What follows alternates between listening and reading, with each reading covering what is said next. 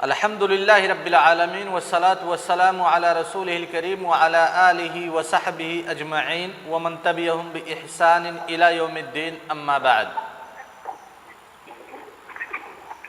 کل کے درس میں مختصر طور پہ ہم نے اشتراکیت یعنی سوشلزم کے نزدیک، راسمالیت یعنی کیپٹلزم کے نزدیک اور اسلام کے نزدیک ملکیت کے باب میں کیا فوارق ہیں اس کو مختصراً مثال کے ذریعہ سے اخذ کیا تھا۔ آج تھوڑی سی تفصیل کے ساتھ اشتراکیت کے بارے میں یعنی سوشلزم کے بارے میں، کیپٹلزم راسمالیت کے بارے میں کچھ تفصیل کے ساتھ تذکرہ کیا جائے گا۔ اشتراکیت کا وجود راسمالیت کے وجود سے پہلے، اور کوئی بھی چیز، کوئی تھیوری یا پھر کوئی نظریہ یا پھر جو چیزیں ہم استعمال کرتے ہیں اس وقت وجود میں آتی ہیں جب اس کی ضرورت ہوتی ہے۔ اگر ضرورت نہ پڑے انسانوں کو تو شاید اس چیز کا وجود ممکن نہیں، یا اس چیز کو انسان ایجاد نہیں کریں گے۔ یہ جتنے بھی دنیاوی سسٹم جیسے آج کل ڈیموکریسی یا پھر شباب سن رہے ہو نا، جیسے کہ آج کل ڈیموکریسی یا جمہوریت ہر ایک ملک اپنانا چاہتی ہے۔ یہ جمہوریت اور ڈیموکریسی در حقیقت لوگوں کے لیے ایک ضرورت تھی، کیونکہ اس سے پہلے جو ملوکیت سی، بادشاہت تھی، جس کو لوگ تانا شاہی کہتے ہیں، اس بادشاہت اور ملوکیت میں اکثر حکمراں ایسے ہوتے تھے، اکثر بادشاہ ایسے ہوتے تھے جو اپنی رعایا کا خصوصی خیال نہیں رکھتے تھے اور ان کو ان کے تمام حقوق سے محروم رکھتے تھے۔ اس لیے بادشاہت کے خاتمے کے لیے، کنگڈم کے خاتمے کے لیے لوگوں نے ابھیان چلایا، لوگوں نے تحریک چلائی، اور پھر اس کے نتیجے میں ڈیموکریسی، ریپبلک، جمہوریت وغیرہ کا وجود ہوا۔ اب جو چیز ایک ریئیکشن میں ہوتی ہے، ریئیکشن کے سبب وجود میں آتی ہے، اس چیز میں کچھ اچھائیاں ہوتی ہیں لیکن بہت ساری خرابیاں بھی ہوتی ہیں۔ اور جو بھی انسان کوئی سسٹم بناتا ہے تو چونکہ یہ مخلوق کی تخلیق ہے، مخلوق کا وضع کردہ سسٹم اور نظام ہے، لہذا اس نظام کے اندر خامیاں اور خرابیاں موجود ہوں گی۔ اب آتے ہیں اشتراکیت کے موضوع پہ۔ اشتراکیت کا ذرا پس منظر جان لیتے ہیں کہ قرون مسلمہ یعنی 17ویں عیسوی میں یورپ نے اپنے اوپر مکمل طور سے بابائیت کو مسلط کر لیا تھا۔ پورا یورپ کا سسٹم کنیسہ کے اختیار میں تھا، جو ان کے چرچ ہوتے تھے وہی چرچ ہی پورا یورپ کا سسٹم چلاتے تھے، اور اتنی ظلم و زیادتی ہوئی اہل یورپ کے اوپر کہ اس ظلم و زیادتی کا کوئی آدمی تصور نہیں کر سکتا ہے۔ کنیسہ نے ہر ایک کے اوپر حرام کر دیا تھا کہ کنیسہ جو بات بتلائے گی یا چرچ جو بات پیش کرے گا اس بات کی کوئی آدمی مخالفت نہیں کر سکتا ہے۔ لہذا کنیسہ اگر یہ بتلاتی ہے، چرچ یہ بتلاتا ہے کہ سورج گردش نہیں کر رہا ہے، سورج اپنی جگہ پہ رکا ہوا ہے، یا زمین گردش نہیں کر رہی ہے، زمین اپنی جگہ پہ رکی ہوئی ہے، تو کسی کی ہمت نہیں تھی کہ اپنی کھوج سے، اپنے علم کے اعتبار سے یہ ثابت کر دے اور کہہ دے علل اعلان کہ نہیں زمین بھی گردش کر رہی ہے۔ جو ایسا کہتا اسے یا تو زندہ جلا دیا جاتا تھا یا تو پھر اسے موت کے لیے کئی دردناک عبرتناک سزائیں مقرر کر رکھی تھی۔ لیکن کوئی بھی ظلم ہو، عوام اس ظلم کو بہت زیادہ دنوں تک برداشت نہیں کر سکتی، لہذا یورپ میں کئی تحریکیں چلی، اور جتنی بھی تحریکات چلی ساری کی ساری تحریکات کا مقصد یہی تھا کہ جو بھی ظلم و ستم بابائیت کے ذریعہ سے ہو رہا ہے، چرچ کے ذریعہ سے ہو رہا ہے، اس ظلم و ستم کا خاتمہ کر دیا جائے۔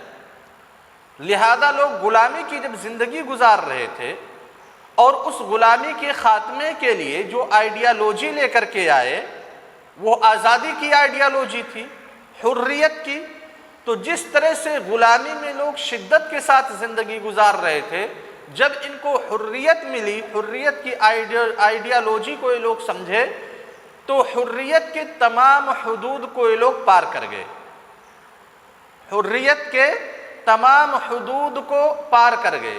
لہذا آزادی ان کو ملی، اور اس آزادی کی کوئی قید و بند نہیں ہے، چاہے آدمی کپڑا پہنے یا نہ پہنے آزاد ہے، اس کا جسم اس کی مرضی آزاد ہے، چاہے وہ غلط تعلقات کرے شادی سے پہلے یا شادی کے بعد، چاہے ایک سے شادی کرے یا 10 سے شادی کرے، چاہے تو لڑکی سے شادی کرے چاہے تو لڑکا سے شادی کرے، آزادی یعنی ہر قسم کی۔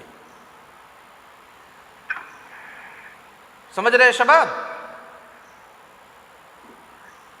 تو آزادی کا تصور یہ یورپ میں ہوا۔ اس کے بعد مسئلہ آیا اقتصاد کے چلانے کا، اکونومک سسٹم کو چلانے کا۔ اکونومک سسٹم کے بہت سارے ماہرین آئے یورپ میں، اور اس میں سے کارل مارکس ایک یہودی جس کا انتقال 14 مارچ 1883 کے اندر ہوا، کارل مارکس نے ایک تھیوری پیش کی، ایک نظریہ پیش کیا۔ وہ نظریہ یہی تھا کہ اگر اس سماج سے ہم جرائم کا خاتمہ چاہتے ہیں تو پھر جرائم کے جو اسباب ہیں یا جو جرائم پیدا کرنے کا مین ریزن ہے، اس ریزن کو ختم کر دیا جائے۔ وہ ریزن کیا ہے؟ مال۔ امیری اور غریبی کے درمیان حد فاصل، لہذا جو امیر ہوتا ہے غریبوں پر ظلم و ستم کرتا ہے، جو غریب ہوتے ہیں بیچارے امیر بننے کے چکر میں مختلف جرائم کرتے ہیں، جرائم کو انجام دیتے ہیں، لہذا امیری غریبی کے درمیان جو فاصلہ ہے اس فاصلے کو ختم کر دیا جائے۔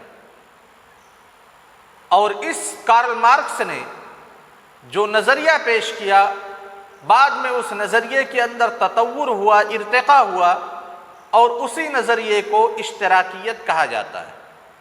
یعنی اشتراکیت کی بنیاد مساوات پر رکھی گئی۔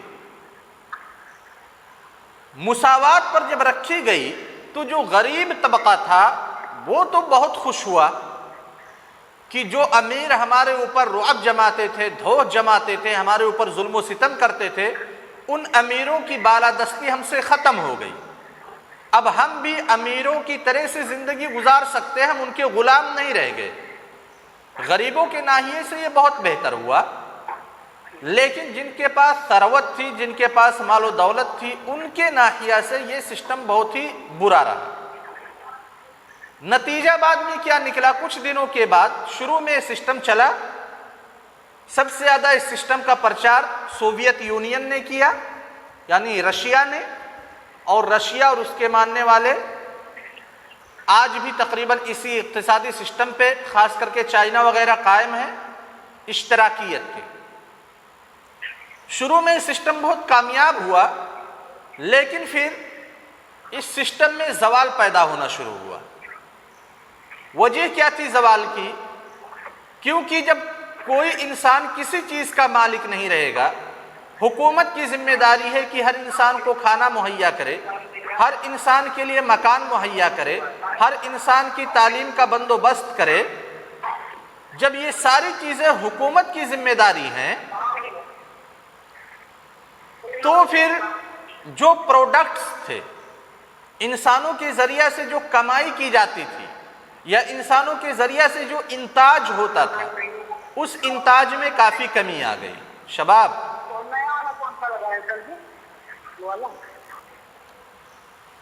لہذا ایک انسان کے ذریعہ سے جو پروڈکٹ ہوتا ہے جو کسی بھی ملک کی ریڑھ کی ہڈی ہوتی ہے اس پروڈکٹ میں کمی آئی.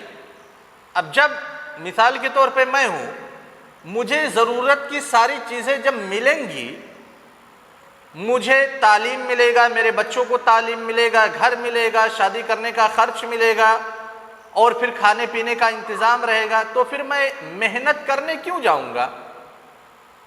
مجھے محنت کرنے کی کوئی ضرورت نہیں, میں اپنے گھر پہ بیٹھا رہوں گا, حکومت کی ذمہ داری ہے, حکومت لا کر کے دے گی.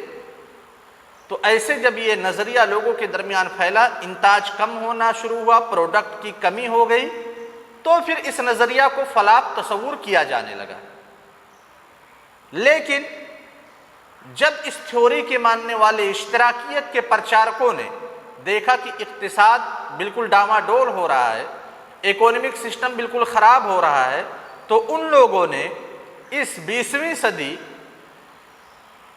یعنی تقریباً 1960 میں یا 1960 کی دہائی میں ان لوگوں نے, اشتراکیت کے پرچارکوں نے, ایک تشجیعی انعام رکھا. پروڈکٹ کو مزید بہتر بنانے کے لیے, انتاج کے لیول کو اوپر کرنے کے لیے ایک سسٹم چلایا کہ جو انتاج کرے گا, جو پروڈکٹ کرے گا, اسے یہ انعام دیا جائے گا. انعام کے طور پہ چاہے اسے گھر دیا جائے یا پھر اس کی ملکیت کا تصور کر لیا جائے. یہ کب سسٹم بنایا گیا؟ 1960 کی دہائی میں. اور مقصد سسٹم بنانے کا صرف یہی تھا کہ جو پروڈکٹس کی کمی ہے, جو انتاج کی کمی ہے, اس کمی کو دور کیا جائے, لوگ زیادہ سے زیادہ محنت کرنے کی کوشش کریں. یہ ہو گئی اشتراکیت جس کی بنیاد مساوات پر قائم ہے, یعنی سارے لوگوں کے پاس مال ایک جیسا ہونا چاہیے, کوئی امیر نہ ہو, کوئی غریب نہ ہو. یہ سسٹم کبھی بھی انسانوں پہ کامیاب نہیں ہو سکتا. کہ ہو سکتا ہے؟ نہیں ہو سکتا, کبھی نہیں سسٹم کامیاب ہو سکتا, کیونکہ انسان کے اندر طمع پائی جاتی ہے, لالچ پائی جاتی ہے. یہ اس کی فطرت میں, اس کی نیچر میں موجود ہے. ہم کوئی بھی کام کرتے ہیں, ہمارے اندر ایک طمع ہوتی ہے, ایک لالچ ہوتی ہے, چاہے ہم عبادت کریں یا دنیاوی کام کریں. اگر ہم عبادت کرتے ہیں تب بھی ہمارے اندر یہ لالچ ہوتی ہے کہ اللہ تعالیٰ اس عبادت کو قبول کر لے. اب اللہ تعالیٰ اگر یہی فیصلہ کر دیتا کہ سارے کے سارے لوگ جنت میں جائیں گے, کوئی عبادت کرتا؟ کوئی عبادت نہیں کرتا. اگر یہ فیصلہ کر دیتا سارے کے سارے لوگ جہنم میں جائیں گے, کوئی عبادت کرتا؟ نہیں کرتا. کیونکہ اس کے پاس طمع, اس کے پاس لالچ موجود نہیں رہ جاتی ہے جو اس کی فطرت اور اس کی نیچر کے خلاف ہے. لہذا جب ان لوگوں نے سسٹم بنایا تو وہ سسٹم انسانوں پہ لاگو نہیں کیا جا سکتا, کیونکہ ہم جو کام کرتے ہیں ہمیں ضرورت ہوتی ہے کچھ چیزوں کی. جیسے ہم دنیا میں کام کرتے ہیں, ایک مزدور بیچارہ کھیت میں جاتا ہے مزدوری کرنے کے لیے, اسے کس چیز کی ضرورت ہے؟ کون سی لالچ وہ لے کر کے جاتا ہے کھیت میں کام کرنے کے لیے؟ تاکہ اس کے بچوں کی پڑھائی چل جائے گی, اس کی روزی روٹی کا انتظام کر دیا جائے گا. یہ اس کے پاس لالچ ہے. ایک آدمی جس کا کھیت ہے وہ ایک مزدور کو بلاتا ہے اپنے کھیت میں کام کرنے کے لیے. اس آدمی یعنی جو کھیت کا مالک ہے, اس کے اندر طمع کیا ہے, اس کے اندر لالچ کیا ہے کہ یہ کام مشکل ہے, یہ کام میں نہیں کر سکتا, دوسرا آدمی کوئی آ کر کے کام کر دے, مجھ سے پیسہ لے لے, تاکہ جب وہ کھیت میں کام کرے گا تو پھر ہمارے یہاں غلے کی اپج ہوگی اور اناج کی پیداوار ہوگی, جس سے میں تجارت کروں گا یا جس کو اپنے استعمال کے لیے رکھوں گا, وغیرہ وغیرہ. تو ضرورت دونوں طرف سے ہوتی ہے. جس کے پاس پیسہ ہے اسے ضرورت ہے کام کرنے والے ہاتھ کی, اور جس کے پاس کام کرنے کی صلاحیت ہے اسے ضرورت ہے پیسے کی. اس وجہ سے پورا سسٹم چلتا ہے. سمجھ گئے شباب؟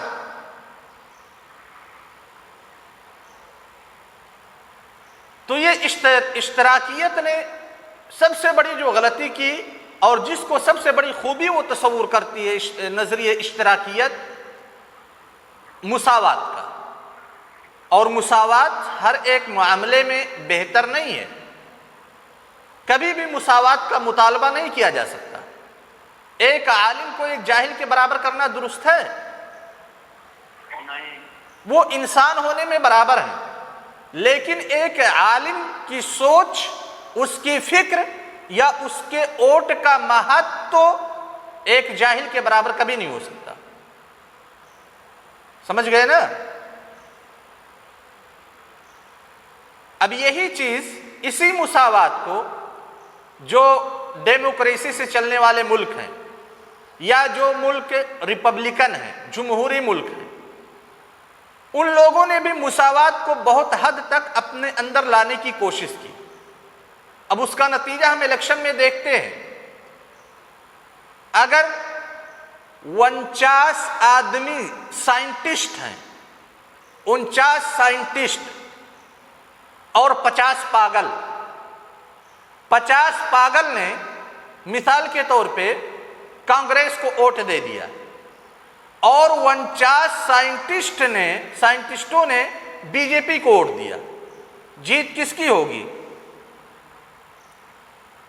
کانگریس کی جیت ہوگی. وہ پاگل جو نہیں سمجھ پاتا کہ میں کیا کھاؤں، کیا پہنوں، کہاں پہ رہوں، کبھی روڈ پہ لیٹا ہوا ہے، کبھی کیچڑ میں جا کر کے ڈبکی لگاتا ہے، کبھی میڈک پکڑ کر کے کھاتا ہے، کبھی گندگی کھاتا ہے، کیونکہ اس کے پاس عقل نہیں ہے، سوچنے سمجھنے کا مادہ نہیں ہے. لیکن اگر وہ کوئی آدمی لے کر کے جائے اس کو ووٹ ڈلوانے کے لیے اور وہ کانگریس کے پالے میں ووٹ ڈال دے، 50 لوگ اور ایک سائنٹسٹ جو کہ اپنے ملک کی مایہ ناز ہستی ہے، جس پہ ملک کو گرو ہے، پراؤڈ ہے، اگر وہ 49 سائنٹسٹ اکٹھا ہو جائیں اور وہ بی جے پی کے حق میں ووٹ دیں اور یہ 50 پاگل کانگریس یا دوسرے پارٹی کے حق میں ووٹ دیں، تو 50 پاگل ہمیشہ 49 سائنٹسٹوں پہ بھاری رہیں گے. کیونکہ ان کے یہاں انسان ہونے کے اعتبار سے دونوں لوگ بالکل ایک جیسے ہیں. جیسے ایک سائنٹسٹ کو حق ہے ووٹ ڈالنے کا، ویسے ایک پاگل کو حق ہے ووٹ ڈالنے کا.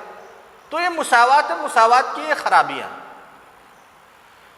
جب یہ سسٹم فیل ہونے لگا، اشتراکیت، کیونکہ مساوات سے انتاج یا پروڈکٹ بالکل کم ہونے لگا، اقتصاد کا پہیہ ٹھپ ہو گیا، تو پھر اس کے ریئیکشن میں ایک دوسری تھیوری نے جنم لیا جس تھیوری کا نام ہے راسمالیت، کیپٹالیزم.